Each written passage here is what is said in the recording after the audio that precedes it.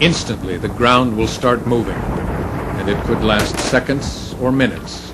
There's no way of knowing. There will be no time to assess the situation, no time to make plans, to exit buildings, or to gather supplies. Buildings with wooden frames will most likely sustain the least damage. More rigid structures of brick, stone, and concrete block are most likely to sustain damage. Many schools and public buildings fall into this category. Public officials should be aware of the danger and start preparing now. Historical earthquakes of 7.6 Richter magnitude have twisted railroad tracks and knocked down power lines. Gas mains were severed and communication systems shut down.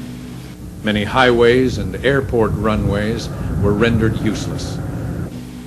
In the event of a major quake, survival could well depend on your state of preparedness, on how quickly you act. Because we know a major earthquake could occur at any time, it is impossible to be too prepared. The more you know about your home, office, and surroundings, the better off you will be. Don't be unprepared for the coming quake.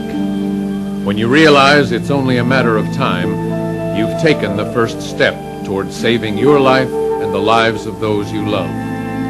The quake will happen.